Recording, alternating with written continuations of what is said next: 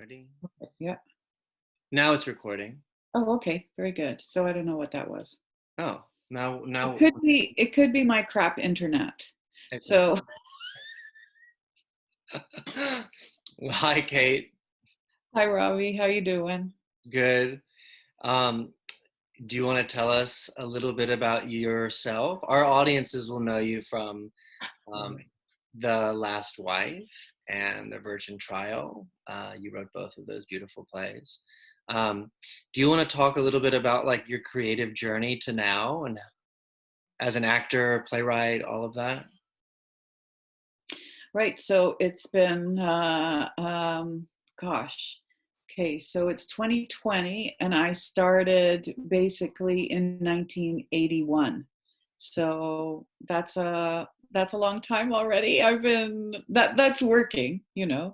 I mean, before that, of course, as a child, I did a lot of theater and a lot of singing in choirs and stuff like that as well, and writing.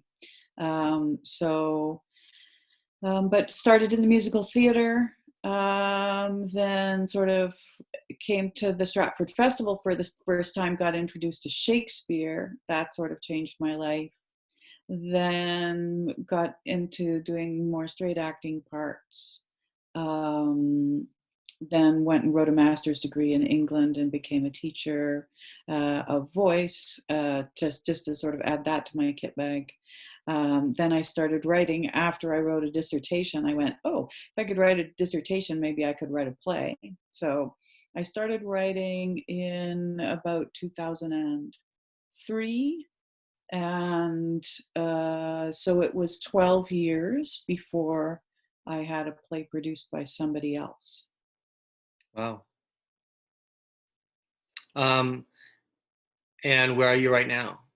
And right now, so just finished the third of those history plays.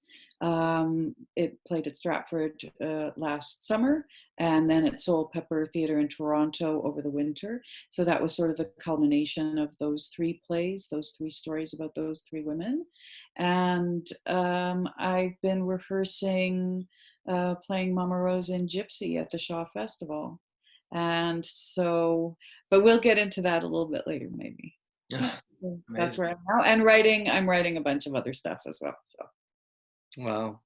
What are you what are you doing right now to stay creative? Do you feel pressure to stay creative right now? sure, I pressure myself, but here's the crazy thing. The Shaw Festival, we're still in rehearsal, Oh, wow. right? So I think we're the last man standing. Yeah. Our theater is closed, and has been for 3 weeks. But we are still on salary and we are still meeting every day on Zoom for rehearsals. We're still doing classes. We're still moving things forward. So that's a 4 hour, that's 4 hours out of my day every day is spent in rehearsal on Zoom.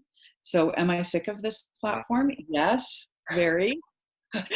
But also really grateful for it because it does actually help us to see each other and continue doing what we want to do.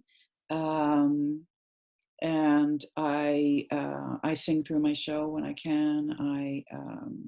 Yeah, so still doing that. I got myself a puppy the day before everything shut down in order to be creative.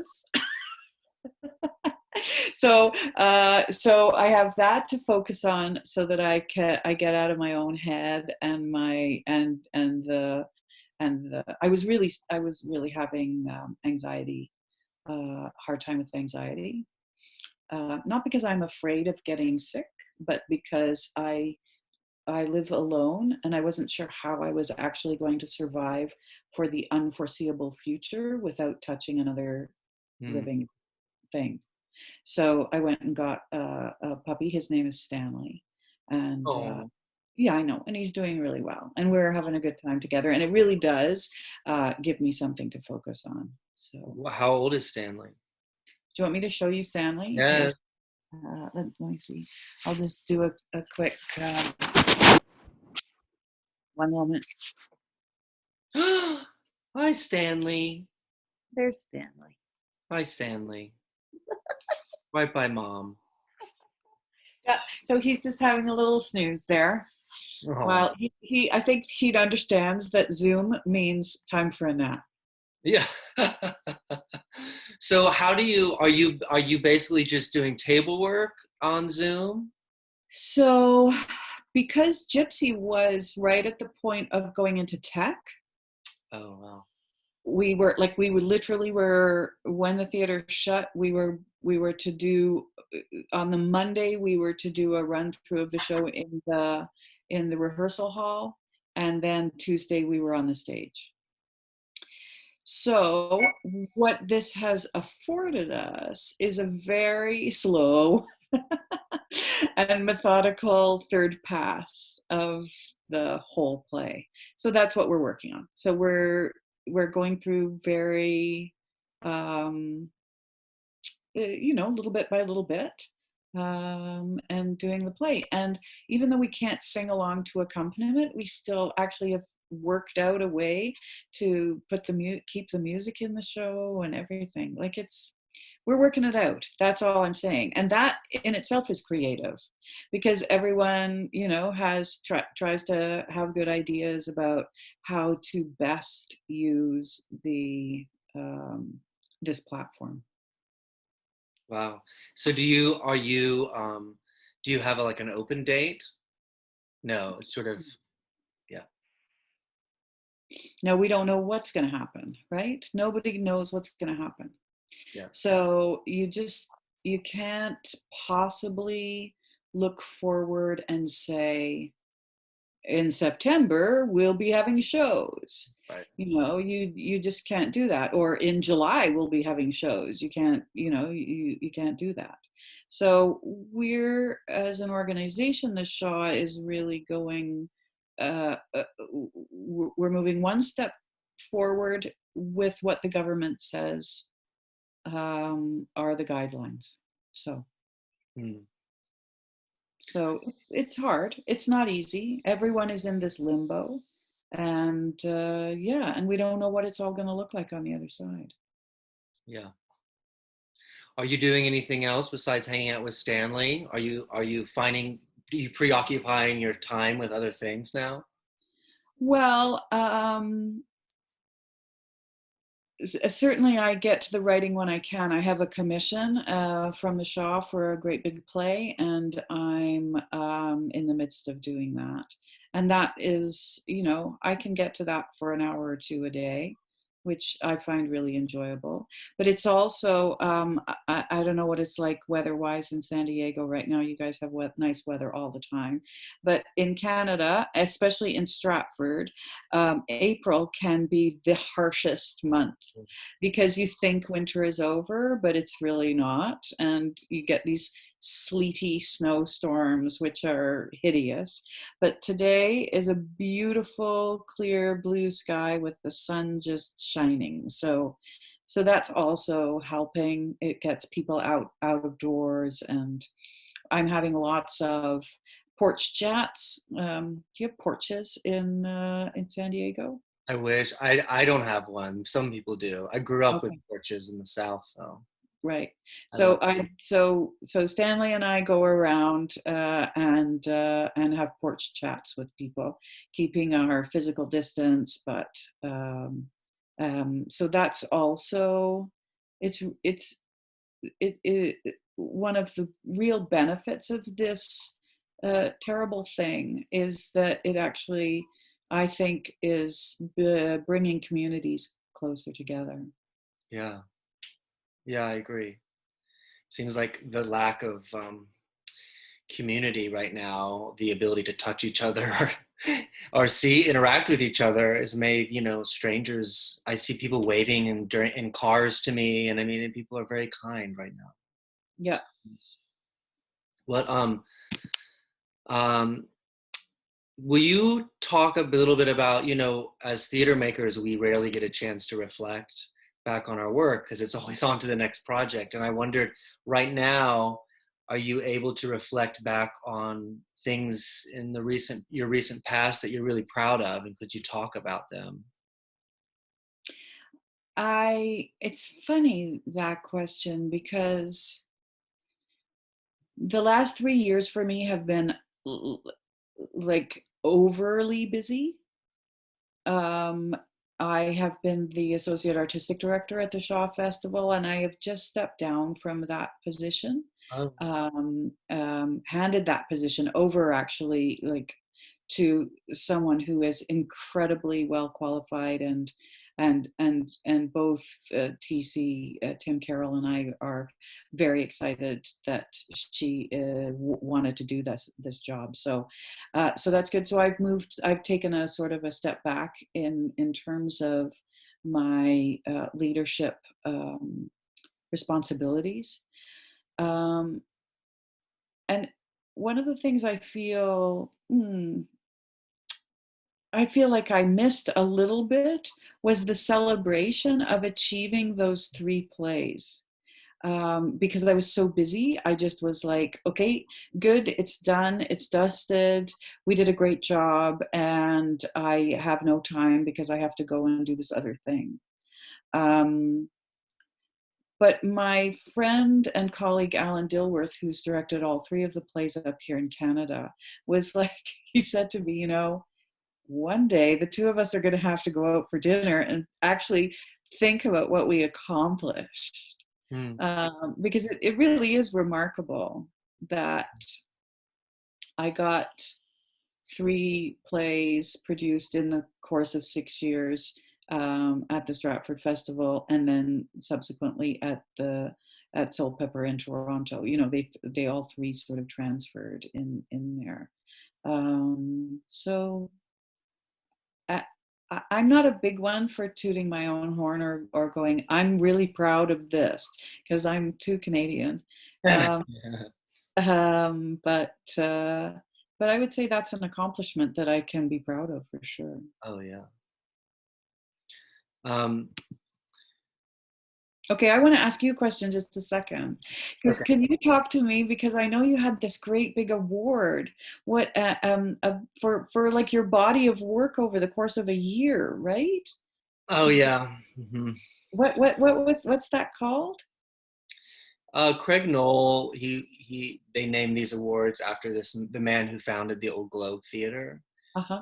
um, and they give these awards out. And it's like different cities have different. In Chicago they're called the Jeff Awards, and LA they're the Ovation, DC the Helen Hayes, and we call them the Craig Knowles, and they're voted on by critics. And yeah, this year they gave the me a nice award, which was very nice. And I get very uncomfortable by it, to the point of uh, I at the end, the guest I came with, I said, I'll meet you at the car, because I could already see people coming. And it's not that I'm very grateful. I get painfully shy and painfully uncomfortable. I much prefer critique. So I ran out of there. I didn't want to talk to anybody, but then people were like, you should post about it, because that helps you get jobs. Right. And so, yeah, you do that. But yeah, I much prefer, you know, someone engaged with me, a few months ago, and they started telling me about all these shows they hated that Cygnet has produced. And he said, sometimes it feels like I go to the Cygnet and I get stabbed in the neck with a rusty knife. And then he starts listing all these plays, and they're all plays that I had directed. Oh God. And all 4 of them. I mean, he goes on a rant about how much he hated them. And there was something about that interaction I could totally do. Like, I could be anonymous, he didn't know, but there was something about hearing how much, like, in his bones he hated them, that it was sort of, I don't know, satisfying. Or maybe be like, wow, you were really affected by those. Or you could hear things he didn't like, and you could kind of go, okay, I see that. But I think Right. the blind compliments, I don't know how you feel. I just I don't know what do I do with that? Thank you. Thank you. What do you do? But I think also you have to, well, you don't have to do anything. But I think one of the things that I've learned to do is to say, yes, actually, I have earned this by the truly hard work that I have done. So to see it as an acknowledgement, not of the caliber of your art, but rather your dogged determination to create it. Mm. And that the acknowledgement of that is something that you can go, yeah, gee, I did that. I actually did do that. I worked really hard. Mm. And the acknowledgement of working hard, I think, is rather than saying I did the best, I was the best. And you don't have to say you were the best. It's not about that. It's an acknowledgement um, of the hard work that you accomplished. Yeah. Yeah, I was proud of the shows, and I was very happy your show being one of them. So Yeah, that was nice. I was excited by that. yeah, it was a good, it was a good production. I was proud of. I'm so sorry. See, that's one of the things, like, of being so busy this past year that I couldn't. Oh, I was so burned out by September. And I knew that I started directing Holiday Inn up here on the 1st of October. And I just was like, I can't do it. I can't do it. I can't do it. oh yeah, yeah. But you were there in spirit. Our audiences love you, as you know. They come and visit you. Yeah, that's right. They come and visit me. Exactly. And give me lunch. Yeah. What have you enjoyed about Mama Rose? What are you learning about her?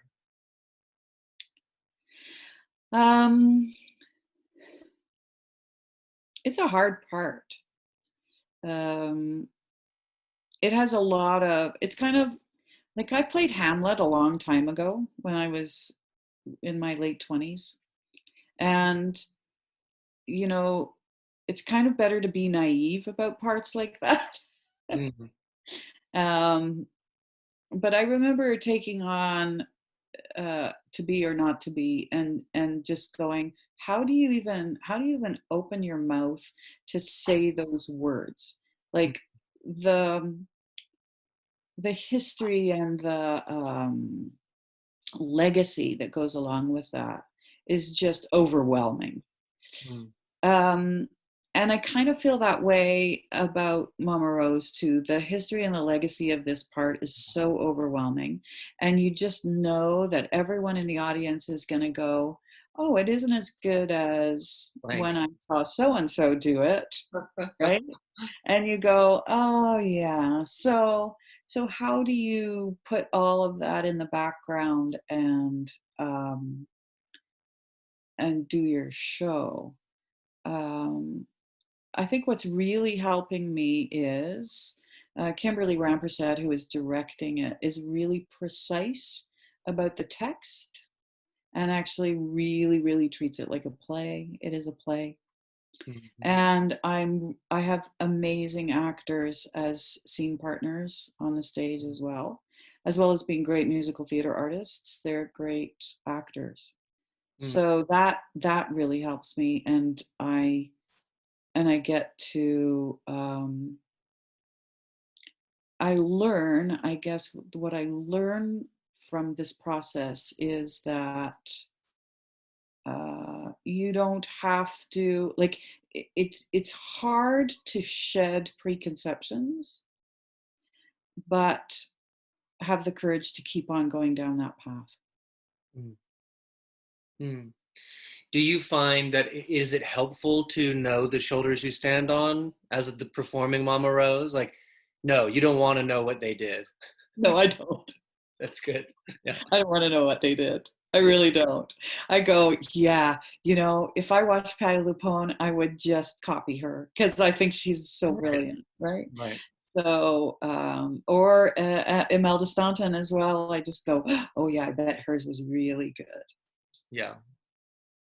So I could just leave all that behind because I'm neither of those people. I'm just me. So I'm going to do it my way. Yeah. I love that. It's always fascinating because someone today told me that there's a production that the National Theater is offering for free today, and it's a show that I'm scheduled to direct when, maybe years from now at this point, I don't know. Um, but they were like, you should watch it. And a part of me is like, oh, that will be fun. But then immediately I kind of go, but I don't want to steal. Inevitably, even subconsciously, the impressions of images you would steal. And I think that's just not how I've never enjoyed approaching the work by that. Maybe stealing from other art, but not an actual production of the thing you're going to stage. I agree with you. In the course of 40 years of doing this, I have had, there have been several times where there are productions of something that I'm going to be doing that I just couldn't even take a look at, because I thought, no, somehow that's going to worm its way into what I'm giving, and I don't want that to happen. I want my giving to be completely clear. Like, one of those things was Hilary Mantel's series of novels, and I just went, oh God, I can't even read them. As much as that's totally, like, I want to read those books, I can't wait to read those books. But I could do it now. That's maybe something I'll do over the summer. But I couldn't do it while I was writing my own plays about that, about a very, very close time period to that. So Yeah, yeah. Some in reactionary work is, I don't know, it only can go so far. I mean, there was one time that I did see a production that I had such a reaction to it that I said, I have to work on this play. But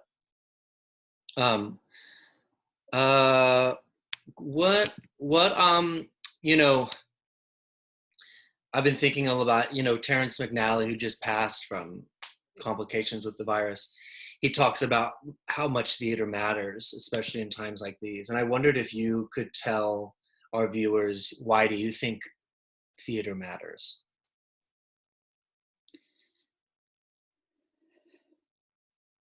It's very hard to not be present with other human beings during this time. And although we can be, I don't know how it is in California right now, but in Ontario here, we are only allowed groups of 5 people. Yeah. So one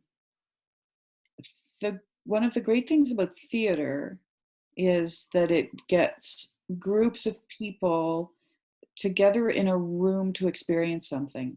And I say this to my voice students all the time. The air moves.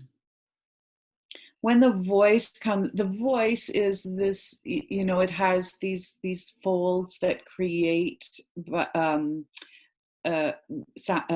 waves, right? Sound waves. So these waves leave your mouth and they move through the air, and they bump into the people who are sitting in the theater, and they bump into mostly their chest and their forehead, right? Where you have these big bones that will receive those vibrations and actually feel them, and people will feel moved by this thing that bumps into them.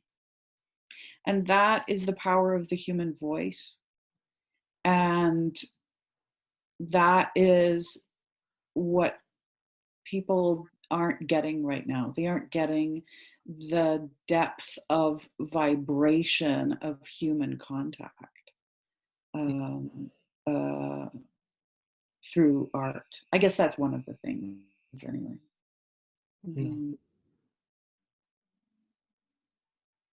The experience of something in the present.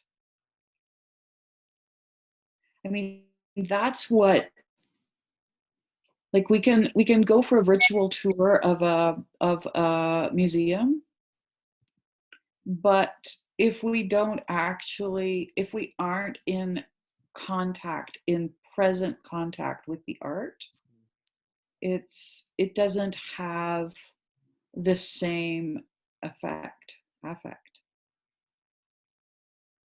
Mm. That's a beautiful answer. Thank you. Yeah, it's sad. It's so one of the things that I'm really feeling, and I keep bursting into tears. I burst into tears all the time right now, but it's the grief. It's the grief of not being in a place that I've dedicated my adult life to. Yeah. Um, a place which I share with so many people who love the theater, of artists of all kinds and artisans of all kinds, but audience members as well. Like everyone who sits in those chairs loves the theater just as much as the people who are standing on the stage. Mm. And so we're all grieving. I think we're all really grieving that loss right now. How do you think that this will change what we do when the doors come back open, whenever that is? How will this affect your art and maybe future generations? I have no idea. Yeah. I have no idea. I'm trying to get from this day to the next day, you know, and say, okay, I did good. I Mm. did good on this day, and I can maybe project a little bit of the good that I might do on the next day. And that's about as far as I can get. It's just such a, it's changing. It's a, you know, the viral impact changes so rapidly that any prescience can be wiped out Mm. within 24 hours. Mm. So I think it's naive to say it's going to be better. It'll be, oh, it's going to be worse. No one will come. Everyone will come. You know, like, who knows? It's somewhere in there, Yeah. you know, between those two extremes. No one will come and everyone will come. Yeah. But I just have no idea. I have no idea. I don't even know when I'll stop working. Like when we'll stop doing this, um, this kind of rehearsing. Like at what point is it futile? You know. Mm. So one day at a time for me. Really, one day at a time. Yeah. Yeah. It'll be interesting to see how, hopefully we can recover and there'll be more generosity of heart, but we don't know. And I hope that too. I hope that too. I just, yeah, I don't know. yeah. I think we have a lot of generosity of heart right now. I Yeah. think there are certain people who are overcome with fear who can't be generous at all. But I think the general population is, as you say, trying to all be in it together. Yeah. And and and I don't think it's been that way for a long time, right? Probably since the Second World War. Or, you know, I think 9/11 galvanized people in that way. Certainly in New York City, the stories I heard of New Yorkers during that time, that was definitely a galvanizing um, event. But this is definitely one as well. Mhm. A lot of people who ask for these interviews, there's a sense of like this need. A lot of them non-theater makers, but theater goers, and Mm. they have this need of being in solidarity with people who make theater. And so I wondered if you could say a few statements of just like we statements, like the collective we as theater lovers, um, some advice or some, like you said, we're in this together, something like that, we need Well, thank or, I do think that we will be back together. I think that I think that when we are back together, we will celebrate something with so much glee because because we will be able to leave behind the grief of not having it. I really look forward to that day. I really look forward to being in a room with a group of people, making vibrations together, right? Um, I think that we can only go one moment at a time, and that we can't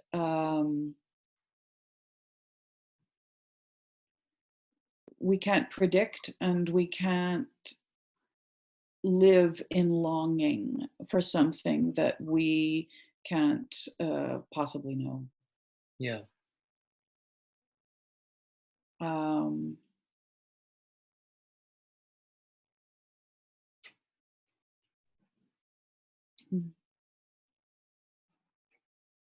I think that I think that we can exhaust all of the Zoom possibilities.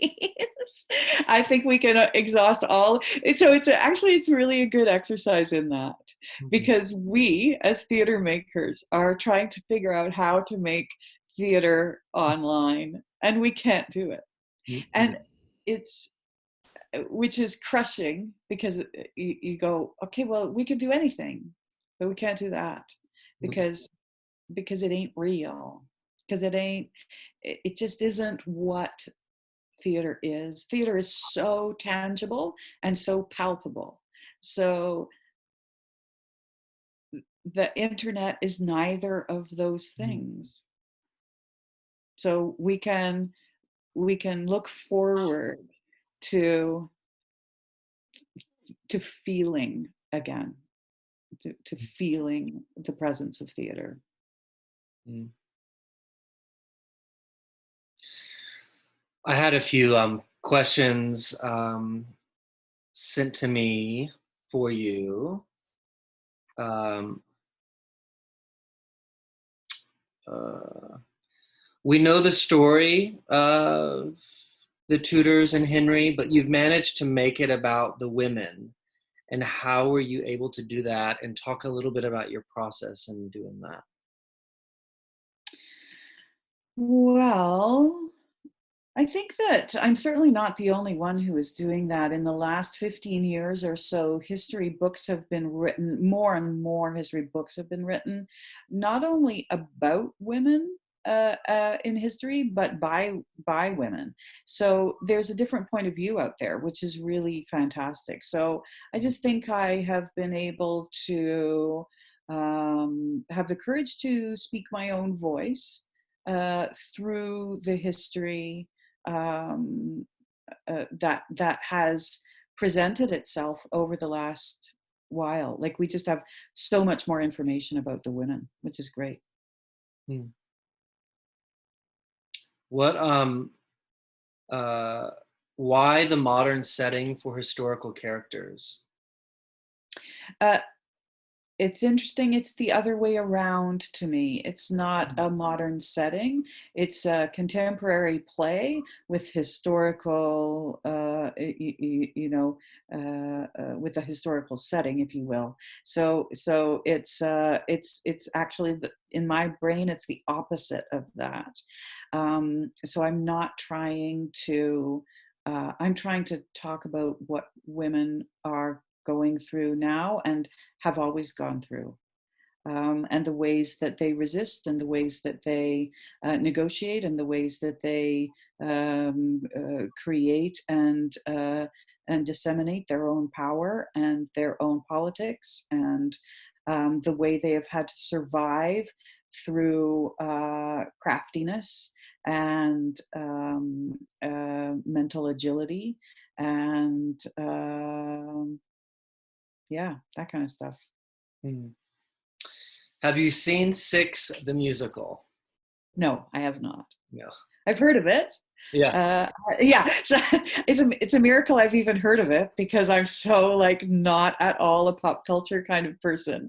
But somebody told me about it, and I did a little bit of a Google search or something, and I went, oh yeah, okay, not for me.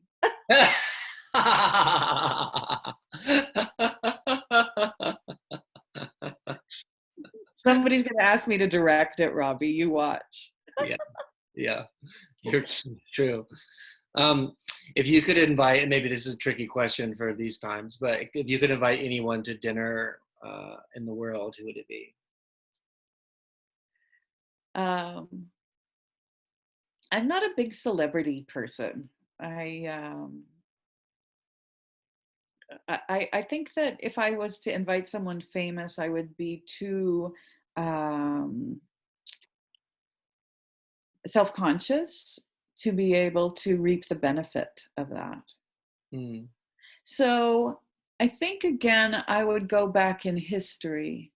And I think what would be interesting to me, and there's a play here somewhere, I think, is to have Anne Hathaway to dinner. mm, And just so you could get the dirt, yeah. right?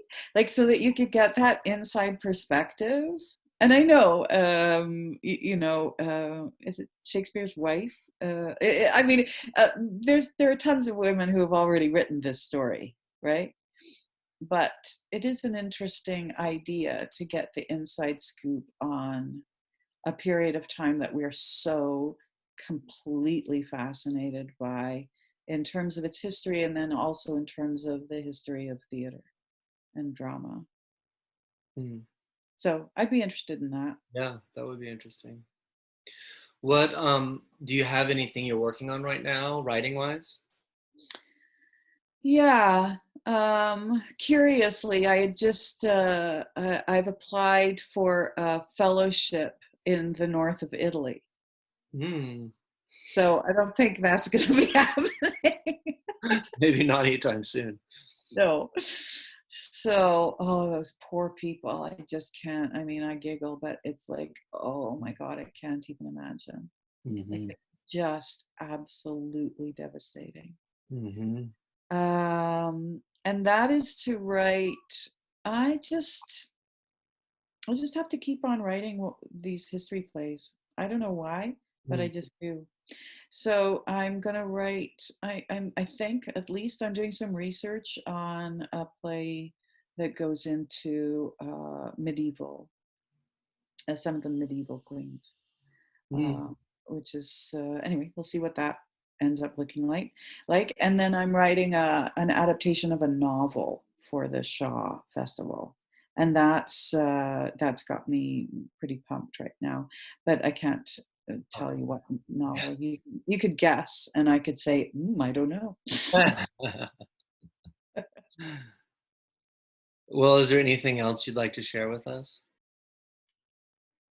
Oh, only that I'm so grateful to the all of the patrons at Cygnet and all the folks there who are so supportive of my plays there and of your work, your amazing work, and the incredible job you do in casting these plays, obviously, because they are really striking a chord. So I'm so grateful for that, um, for having a relationship with a theater company that's so far away Mm. and yet that feels like it's like, oh yeah, actually we all just love the same thing. So that's exciting. It's exciting to, and I said this to your donors and stuff when I was down there once before when I met them all, and I went, oh my God, okay, well, you're just exactly like all the people at home who love the theater as well, and so there's this camaraderie that you go, oh, okay, we are one somehow. Mm. Well, thank you, Kate. It's always good Thank to you, talk. Robbie. It's great to talk to you, and yeah, I'm really sorry I missed the Virgin Trial. Oh, no worries.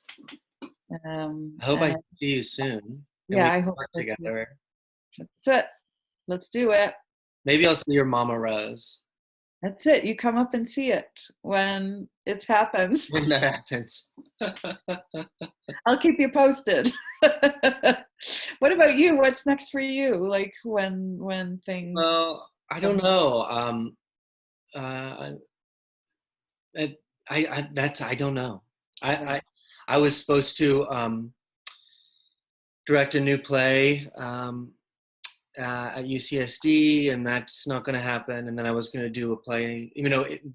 Three plays were canceled. And then at Cygnet, it looks like I was going to do William Inge's Picnic, a play I've always wanted to direct in the fall. But even that, I don't know. Yeah. I don't know. That's it. We just don't know. Yeah. And we just have to sit. It's the most uncomfortable place for human beings to sit, which is in the place of not knowing. Mm-hmm. And it's like the whole world is sitting in this place of not knowing. Yeah. And the collective anxiety that that creates is pretty devastating. So it's just to hold our heads up and just keep going one day at a time and finding the things that make your heart warm and keep you feeling human in these difficult times. And then we will get through to the other side and we'll see where we are. Yeah. Yeah, there is like I said earlier, I take great comfort in knowing that um, we are all theater makers in particular. We're all thinking the same. We're all in the state of not knowing. Yeah. We don't know. We We don't. don't even know how do we. The last thing that will come back once we're allowed to socialize in more than just 6 feet of distance, the last thing will be gatherings of big groups like sports and theater. Yeah. So it is, but I feel very fulfilled, and I feel like I'm taking this time to make a lot of shitty art and giving myself permission to just make some shitty art, and that can be okay. And I'm not judging it. It's not product based. I'm not trying to sell tickets. I'm just making shitty art, and that's Good. Go for it, man. Get your yayas out. That's yeah. it. Do it. Why I love you, my dear friend. Yeah, it's great to talk to you, Robbie. You I too. remember the first day I met you and we sat out in the sunshine in San Diego. And you Oh probably thought it yeah. was freezing. And I was like, oh my God, there's sun here. Oh yeah. We went to a cafe, didn't we? That's right, we did. Yeah, it was great. It was Yeah. awesome. So anyway, it's good to have a real just someone who sees eye to eye. It's yeah, the universe throws us together for the craziest reasons, right? And then and now here we are, friends and colleagues. It's pretty great. Yeah. Well, until we meet again. Okay then, good to talk to you. Take good care. Have fun with Stanley. Yeah, okay, and stay well. You too.